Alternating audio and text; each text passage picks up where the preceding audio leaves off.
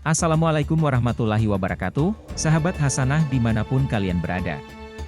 Alhamdulillah dan terima kasih kepada semua yang sudah memberikan like dan subscribe. Semoga kita selalu dalam perlindungan Allah dan diberi umur yang penuh berkah. Hari ini, kita akan mendengarkan sebuah kisah luar biasa dan inspiratif dari seorang ulama bernama Haris. Beliau adalah seorang kiai yang disegani di desanya.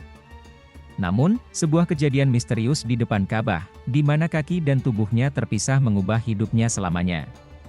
Sahabat Hasanah, mari kita ceritakan kisah perjalanan spiritual yang luar biasa ini, yang membawa kita pada pelajaran mendalam tentang iman, kesalehan, dan keajaiban pengampunan. Sebelum menyimak ceritanya, luangkan waktu untuk menuliskan doa kepada Nabi kita di kolom komentar sebagai bentuk rasa hormat kita terhadap beliau. Allah berfirman dalam surat Al-Ahzab ayat 56. Sesungguhnya Allah dan para malaikatnya bersolawat untuk Nabi. Wahai orang-orang yang beriman, bersolawatlah kamu untuk Nabi dan ucapkanlah salam dengan penuh penghormatan kepadanya. Di tengah kesunyian desa Bawur, terdapat seorang tokoh yang memberikan cahaya spiritual bagi warganya. Dikelilingi pepohonan rindang dan suasana damai, desa di Jawa Tengah ini menjadi tempat tinggal seorang tokoh agama yang sangat disegani, Ustadz Haris. Karakternya yang santun dan bijaksana selalu menjadi panutan. Setiap ceramah yang ia sampaikan selalu penuh makna dan menginspirasi. Setiap hari, Ustadz Haris tak henti-hentinya memberikan edukasi kepada warga desa. Dengan tutur kata yang lembut namun penuh percaya diri, beliau berbagi khazanah spiritual berupa zikir dan doa yang mampu menenangkan hati dan pikiran. Ustadz Haris dikenal sering memanjatkan berbagai doa dan zikir yang beragam. Misalnya saja, zikir untuk menarik rezeki atau doa untuk mendapatkan kedudukan, yang diyakini mampu membuka pintu kebahagiaan bagi siapapun yang mengamalkannya. Ada pula doa 1000 dinar agar cepat mendapatkan jodoh, yang menjadi harapan bagi para pemuda dan pemudi yang ingin segera menikah. Praktek penyembuhan penyakit misterius seringkali menjadi solusi terhadap penyakit yang sulit diobati secara medis. Setiap perkataan yang diucapkannya tidak hanya memberi inspirasi dan harapan, tetapi juga membawa ketenangan dan keyakinan bagi para pendengarnya. Ia menjadi sosok yang dicari-cari di kalangan masyarakat yang haus akan ilmu pengetahuan dan hikmah, menjadikannya sebagai pilar spiritual yang kuat di desa Bawur. Di tengah kesibukannya yang tak ada habisnya, Ustadz Haris terus berdakwah dengan penuh semangat. Ia semakin banyak mengumpulkan amplop dari berbagai undangan ceramah. Hingga suatu saat, uang yang terkumpul cukup untuk mewujudkan impian Ustadz Haris untuk menunaikan ibadah haji. Sembari menunggu waktu keberangkatannya, Ustadz Haris semakin giat berceramah tentang amalan sholat, zikir, taubat, dan berbagai amalan yang berdampak besar dalam kehidupan spiritual. Dalam setiap ceramahnya, beliau selalu mengimbau masyarakat untuk memperbanyak amal saleh dengan harapan mendapatkan keberkahan dari Allah Subhanahu wa Ta'ala. Suatu hari, di tengah kesibukannya, Ustadz Haris menyampaikan pesan kepada masyarakat bahwa ia akan segera berangkat haji. Ia ikhlas menawarkan diri untuk membawa doa-doa jamaah untuk disampaikan di hadapan Ka'bah yang mulia.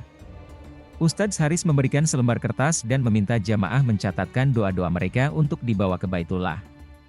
Namun, betapa terkejutnya Ustadz Haris saat melihat banyaknya warga yang ingin menitipkan doa, sehingga selembar kertas saja tidak cukup. Jamaah juga menggunakan kertas lain untuk menuliskan doa mereka karena semangat yang begitu besar, dan doa yang ditinggalkan begitu istimewa. Ketika kertas-kertas itu akhirnya diserahkan kepada Ustadz Haris, ia terkejut melihat tumpukan kertas-kertas yang terkumpul dalam sebuah buku yang sangat tebal, penuh dengan harapan dan keinginan masyarakat yang mempercayakan doanya kepadanya. Pada saat itu, penggunaan telepon seluler atau pesan digital belum lazim, sehingga kertas menjadi media utama penyampaian doa mereka. Tiba saatnya Ustadz Haris berangkat haji sesuai jadwal yang telah ditentukan. Suasana haru menyelimuti perpisahan dengan tanah air, diiringi ucapan selamat tinggal dari beberapa warga masyarakat yang penuh doa dan harapan.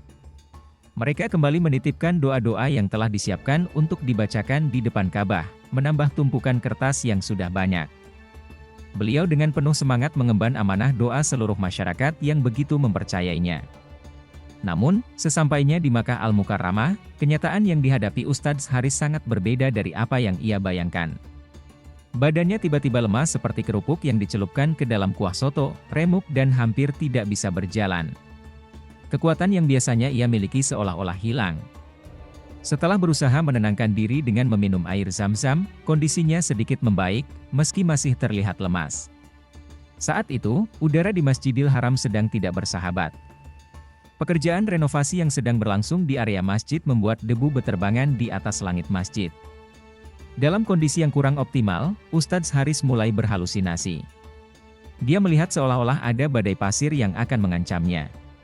Ketakutan menguasai dirinya, membuatnya berteriak dan berlari melarikan diri dari badai yang hanya ada dalam imajinasinya. Di tengah kebingungannya, Ustadz Haris beruntung didampingi oleh rombongan penyelenggara haji lainnya yang juga melaksanakan ibadah umrah wajib menjelang puncak haji. Dengan bantuan mereka, Ustadz Haris berhasil ditenangkan dan dibawa ke tempat yang lebih aman. Dukungan dan perhatian petugas memberinya ketenangan dalam situasi yang tegang ini. Suatu hari, ketika Ustadz Haris sudah sedikit pulih dari keterpurukan sebelumnya, ia memutuskan untuk kembali ke area tawaf di halaman Ka'bah. Di sana, ia menunggu saat yang tepat untuk menyampaikan rangkaian doa dari keluarga dan masyarakat yang perlu ia panjatkan, doa-doa ampunan yang ingin ia sampaikan, serta menyelesaikan rangkaian ibadah haji dan umrah yang masih harus dilaksanakan. Semuanya dikumpulkan dalam kertas-kertas yang mereka bawa dari tanah air. Namun, saat Ustadz Haris mengeluarkan kumpulan kertas doa dari para jamaah, ia terdiam sejenak. Ya Allah, sampai kapan aku harus melafalkan semua doa ini? Ya Allah, ini bisa memakan waktu berhari-hari. Dalam kebingungannya, Ustadz Haris merenung sejenak, mempertimbangkan pilihan yang ada. Akhirnya, setelah banyak pertimbangan, ia memutuskan untuk tidak membaca seluruh doa di depan Ka'bah. Ia menyadari bahwa tugasnya di sana bukanlah untuk membaca doa sebanyak itu.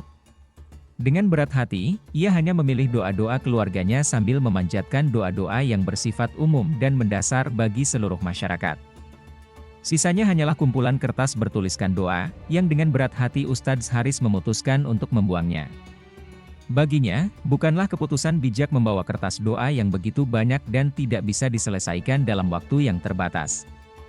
Meski keputusan ini sulit diambil, namun hal itu dilakukan dengan harapan agar beliau dapat menjalankan tugasnya di hadapan Ka'bah suci dengan lebih efisien dan ikhlas. Rangkaian ibadah Ustadz Haris dimulai dengan tawaf mengelilingi Ka'bah sebanyak 7 kali, dilanjutkan dengan sa'i, yaitu berjalan 7 kali dari Bukit Syafa ke Bukit Marwah, dan diakhiri dengan tahallul. Saat itu, cuaca lebih bersahabat dan membawa kenyamanan bagi jemaah yang melaksanakan ibadah suci tersebut. Namun, saat Ustadz Haris hendak memulai tawaf, terjadi sesuatu yang aneh dan mengerikan. Di awal putaran pertama, tiba-tiba ia merasa kakinya seperti terpisah dan berjalan ke arah yang berlawanan, melawan arus massa yang sedang melakukan tawaf.